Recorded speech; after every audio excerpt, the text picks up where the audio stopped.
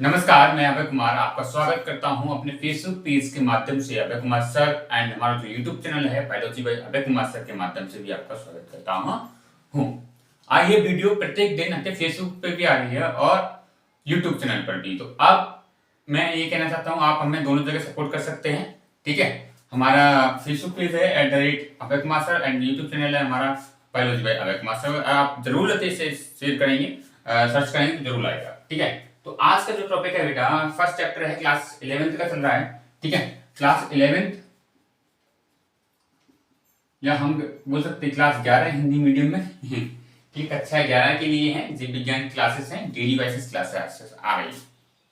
ठीक है, अब यहाँ पे हम समझो बरीकण की मूल तथा सबसे छोटी इकाई है, लेकिन कभी कभी एक ही जाति के जीवों को अलग अलग वातावरण में रहने के कारण कुछ असमानताएं देखी जा सकती हैं या आ जाती है। ऐसे समय में जातियों को उपजाति में विभाजित कर लिया जाता है। मैं ये कहने का ये कह रहा हूं, वर्गीकरण है वो मूल तथा सबसे छोटी इकाई है। क्या वर्गीकरण? ठीक है, वर्गीकरण मूल अथवा कह सकते हैं हम छोटी इकाई।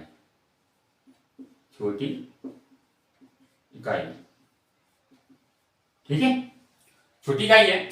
और लेकिन कभी कभी क्या होते हैं कि जाति के जीवों को अलग अलग वातावरण में, एक ही जाति के जीवों को अलग अलग वातावरण में कुछ असमानताएं देखी जा सकती है। जैसे हम ही बात कर रहे हैं कि हम यहाँ पर रह रहे हैं और कुछ लोग ठंडे प्रदेश में रहने वाले हैं, तो हमें और उनमें बहुत असमानता होंगी। वो गर्म वातावरण में नहीं रह सकते, या हम कह सकते हॉट सीजन में नहीं रह सकते, और हम सब तरह के सीजन को एब्जॉर्ब कर लेते हैं। तो हम कह सकते हैं, तो जब मनुष्य में ये असमानता है तो जीवों में क्यों नहीं होंगी बेटा? समझने का, समझो थोड़ा इस पॉइंट। ठीक है, यही है यहां पर कह रहा है कि अलग अलग वातावरण में रहने वाले जाति। ठीक है, अलग अलग वातावरण में रहने वाले जीव, अलग अलग वातावरण में रहने वाले जीव, अलग अलग वातावरण में रहने वाले जीव कुछ कारण, हम कह सकते हैं रहने वाले कारण कुछ असमानताएं आ जाती है किसमें? वातावरण में। ठीक है, वातावरण के अकॉर्डिंग क्या जाती है बेटा? असमानताएं आ जाती हैं, आ जाती हैं। समझने का पूरा प्रयास करें। असमानताएं आ जाती हैं, ऐसे समय में जातियों को क्या करते हैं? उपजाति में विभाजित कर देते हैं। ठीक है, जातियों को क्या कर रहे हैं बेटा? उपजाति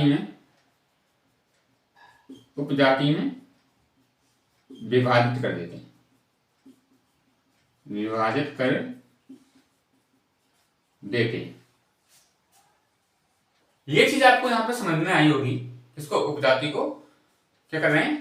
जाति को उपजाति में विभाजित कर देते हैं। तब वर्गीकरण को सबसे छोटी और आधारित इकाई उप विभाजित हो जाती है। तब वर्गीकरण की सबसे जो छोटी इकाई है वो क्या है? उप विभाजित हो जाती है। ठीक है, परंतु ऐसा हमेशा नहीं होता। अंतर्जाति को ही वर्गीकरण की सबसे छोटी इकाई कहा जाता है।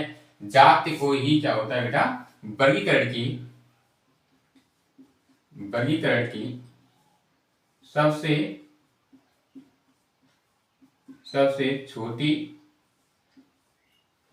इकाई कहा जाता है। ठीक है, जात को ही क्या कहते हैं? वर्गीकरण की सबसे छोटी इकाई कहा जाता है। अतः जात ऐसे जीवों का समूह है जिनकी संरचनाएं और कार्यों में अत्यधिक समानता होती है। क्या? जाति ऐसा समूह है जिसमें हम कह सकते हैं कि सभी जातियों की जो लक्षण है, ठीक है, संरचना है, कार्य है, वो क्या है? समान। किसके? जीवों के संरचना, कार्य क्या है? आज समान है। अब देखो यहां पे एक चीज और समझ लेना, समानता है, जाति के सदस्य आपस में संकरण करने में सफल होते हैं और इनका विकास एक ही पूर्वज से होता है। संकरण मतलब कह सकते हैं कि संभोग करने में सफल होते हैं और ज्यादातर इनका जो विकास है, जैसे हम बात है हम शुरू से उत्पन्न हुए या पानी वाले जीवों से उत्पन्न हुए, तो हम कह सकते हैं कि हमारी जो जाति जहां से स्टार्ट हुई, जो हमारे पूर्वज है जितने भी हम लोग दिख रहे हैं, होमो सैपियंस, होमो मानव, अलग अलग उसके, तो वो क्या है, कहीं ना कहीं एक ही जीव से उत्पन्न हुए हैं। ठीक है, कहीं ना कहीं एक ही जीव से उत्पन्न हुए हैं। ये चीज आप मतलब हमारे जो पूर्वज हैं वो क्या है, एक ही हैं। एक ही जाति के सदस्य दूसरी जाति के सदस्यों को संकरण करने में असमर्थ होते हैं। ठीक है, मतलब दूसरी जाति से हम अच्छे संभोग नहीं कर सकते हैं या हम प्रजनन जनन नहीं कर सकते हैं। उसमें क्या होते हैं बेटा, दूसरी जाति के या क्या होते हैं कि हम असमर्थ होते हैं ये चीजें करने में। ठीक है, अब हम बात कर रहे हैं किसी जाति के सदस्यों में निम्नलिखित लक्षण पाए जाते हैं। वो लक्षण क्या क्या हैं वो मैं आपको यहाँ पे समझा देता हूं। ठीक है, नंबर फर्स्ट, इनमें आकार की समानता पाई जाती है। क्या बेटा, इनमें आकार की समानता पाई जाती है। नंबर दो, जाति आपस में जनन करके संतान उत्पन्न करती है। कौन? जाति आपस में जनन करके संतान उत्पन्न करती है। ठीक है, नंबर तीन, इनकी संतानों में भी संतान उत्पन्न करने की क्षमता होती है। ठीक है, इनकी संतानों में संतान उत्पन्न करने की क्या होती है, क्षमता होती है। समझने का प्रयास करेंगे यहाँ पे बेटा अच्छी तरीके से। नंबर 4, हम बात कर रहे हैं ये अन्य जातियों की सदस्यों के साथ संकरण करने में असमर्थ होती हैं। क्या? अन्य जातियों के ये अन्य जातियों में संकरण करने में असमर्थ होती हैं। ये अन्य जातियों में संकरण करने में क्या होती हैं? असमर्थ होती हैं।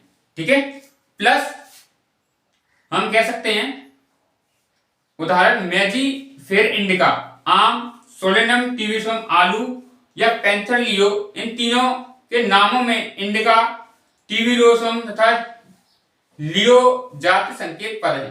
ठीक है, एक बार मैं लिख देता हूं यहाँ पे मेजिफेर इंडिका, मेजिफेर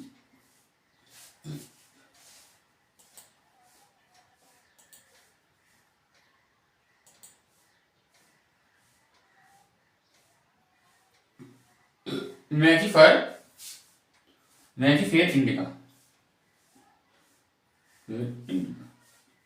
ये किसका बेटा? आम। ठीक है, आम का वैज्ञानिक नाम है। और इसके बाद है सोलेनम ट्यूबिरोसम,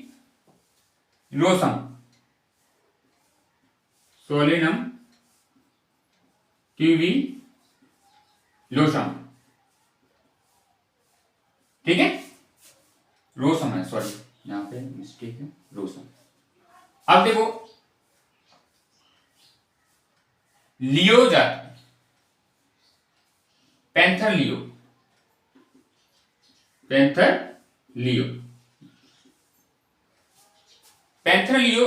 ये शेर का वैज्ञानिक नाम है।